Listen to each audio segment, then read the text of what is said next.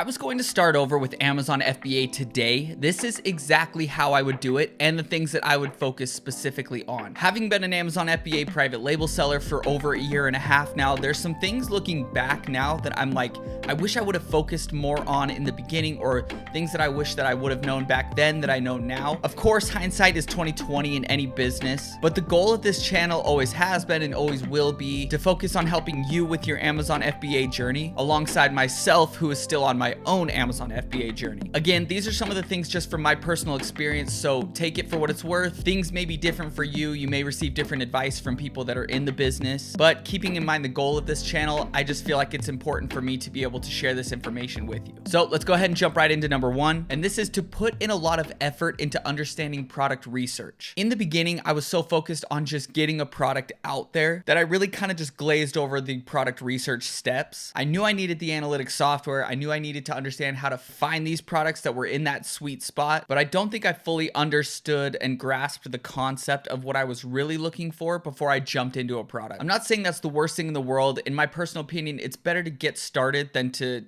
have to deal with analysis by paralysis and wait and trying to wait for the perfect product to come along. So I'm not saying do that, because you could definitely wait yourself into oblivion and never launch a product. I'm just saying spend as much time as you can understanding the method of product research and really what you're looking for in a good product, and then run with it. Go all in on it. Do everything that you can to make sure that that product has a successful launch. And sure, it being your first product, it may not be a total success, at least right off the bat, but that does lead me into the second point, to not give up too early on a product. If you've seen my other videos, you know that personally, I feel like I may have done this with my first product. I feel like it actually still had a lot of legs. It was in a good market. I had a really good high quality product. I was excited about the branding. It's just I hit those initial bumps in the road with the product in the beginning, and I was not so profitable with my PPC, and the product was taking longer to sell through than I had hoped, and there was new competition entering the market. And knowing what I know now, I probably could have solved those problems, but I think I just got a little bit cold feet. I was afraid that I was going to just continue to spend money into this product and not really be able to see anything come of it. So I let what I had sell out, and I pulled the product and I left that market. But like I said,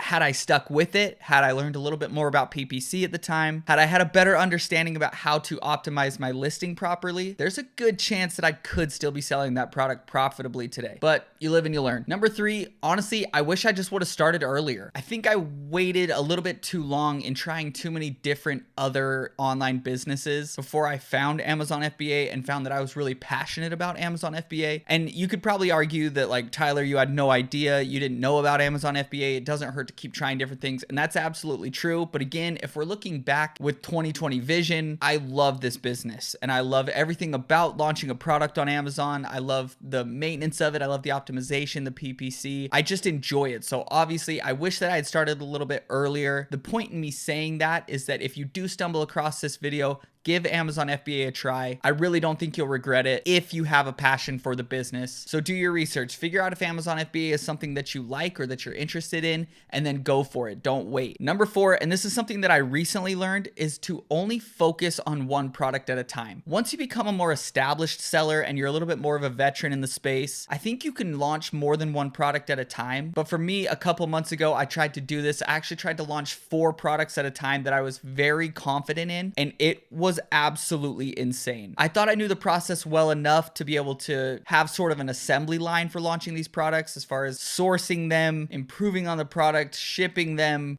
getting samples, getting them to the warehouse, launching PPC campaigns, ranking them to page 1. I felt like I had the system in place. I had done it a couple times, and I figured to scale my business, I should probably scale the amount of products that I have. I was dead wrong about that. Looking back, I wish I would have just focused on the 2 products that I had at the time and really focused on optimization as a form of scaling, rather than just more products equals more money. Because while that is true, more products can equal more profits. One thing that's for sure is that more products equals more investment. And I started losing money quick on these products. But had I launched them one by one, I could have put a lot more emphasis into each product, optimizing each one, making sure each one was profitable before I went and launched the next product. Would have saved myself a lot of money that way. Number 5 is I would put a huge focus on understanding PPC. Pay-per-click campaigns are such a crucial part to the launch process and keeping your listing relevant to the customers in the market. It's such an incredibly powerful tool to use when you understand it, and when you understand how to correctly target keywords and how to correctly target your competitors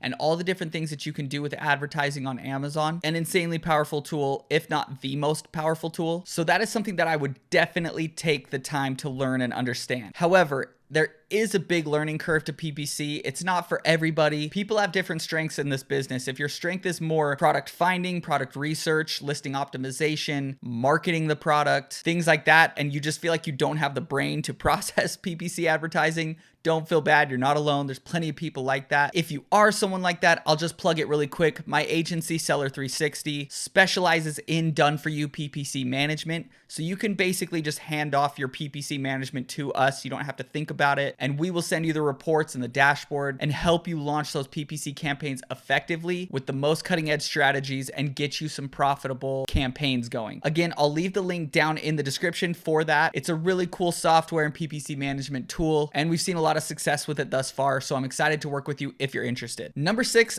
I would make sure that I had probably anywhere from like $1,500 to $2,000 in the bank designated for my Amazon business before I really went after and started anything. The reason for this is a lot of people will tell you that, like, yeah, you can start with $0 or you can start with $100, $200, $300. You really can't with this business, especially if you want to take the launch process seriously. I've sort of outlined the cost in previous videos, but in order to really nail a product down, you need to get samples. You're going to pay for the sample. You're going to pay for the shipping for the sample. You're going to need to have a significant amount of money set aside for the purchase of the inventory. And you're definitely going to need to have a budget for PPC. In my personal experience, I think about in my head about $2,000 per product launch. And I personally, maybe it's my own opinion, but I personally don't think you should skimp in that area. Because on top of that, you're going to need to pay for your Amazon seller fee. You're going to need to possibly pay for any analytics softwares that you use, which I highly recommend for product research. And you may be even paying for a coach. So just don't sell yourself short with the budget. It's a legitimate business. Treat it like one. You're going to need an initial capital investment to make it run. But if you disagree with that, if you've launched products for less money, please let me know in the comments. I'm sure there's a lot of people that would love that type of encouragement to let them know that it can be done with less. But like I said, my personal opinion, about $2,000. Number 7 is to have access to a community of sellers that are also doing private label FBA. However you get that community is fine. Whether you're in a coaching program, whether you just join a Facebook group, whether you have a couple friends that you start the business with, or you know some people that do it, reach out to those people, work together. That's one of the things that I feel like has helped me the most in my Amazon FBA journey, is that I'm able to ask questions and ask people, what sources they're using for this, or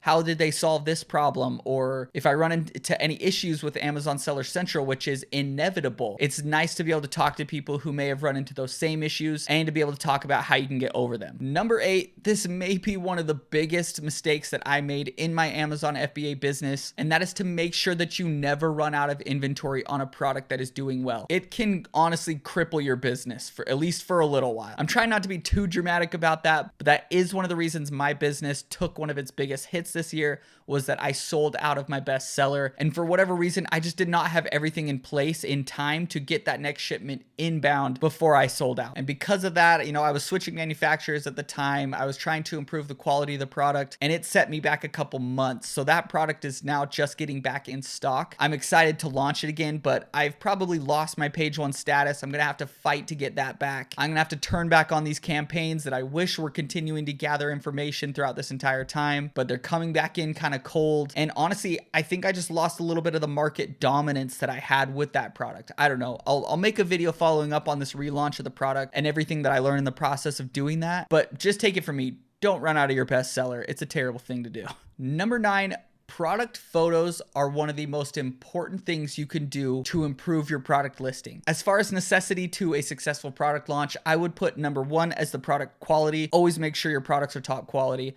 Number 2 is going to be the product photos. You can write the best listing in the world. You can optimize it super well. You can launch amazing PPC campaigns, but whether you like it or not, your product photos can make or break your product. Think about yourself as a shopper. When you're scrolling and you're looking at something on Amazon, 9 times out of 10, you're stopping to look at a product because you like the photo, or you think that the photo makes it look good, or that the photo highlights the pain point or the reason that you're looking to buy that product in the first place. Photos are the real estate that your listing takes up on Amazon. You need to make the absolute most of it that you can. Highlight your differentiating factors, highlight the pain points that it's solving, highlight what's unique about your product, use infographics, use videos, get professional photos done. You will not regret putting in any extra effort into your product photos. Number 10, you may have guessed it already, but my advice would be to find a coach or a mentor, whatever you want to call them. I say this every video, but I personally am not one. I don't have a course to sell you. I just make these videos so that we can learn together. But for me personally, I have found that having a coach and being a part of a course has helped me a ton with my business. I learn things very visually. It's very nice to be able to watch a set of videos and have somebody outline the steps for me so that I can grasp the overall concept of how this business works. On top of that, it helps me understand every facet of the business, from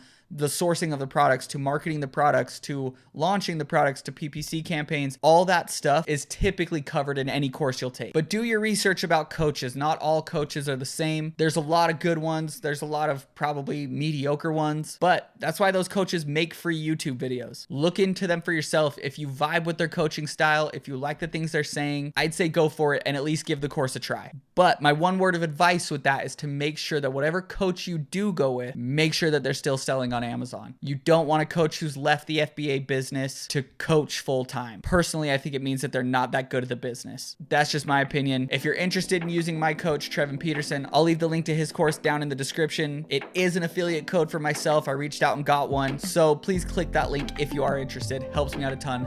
Thank you. Anyways, that's it for this video, guys. Thank you so much for watching. Please like the video and comment down below if you think that I've missed anything, or if there's anything in your FBA journey looking back that you feel like you wish you would have known, so we can help the future FBA sellers or the ones that are just starting their business today. Also, feel free to subscribe to the channel. I'm trying to get this informative content around e-commerce and Amazon FBA out here in a different way. I'm going to keep growing with this channel. I'm going to keep trying different things to make it as entertaining as possible. If there's anything you'd like to see in a future video, please also let me know. But thank you so much, and I'll see you in the next one.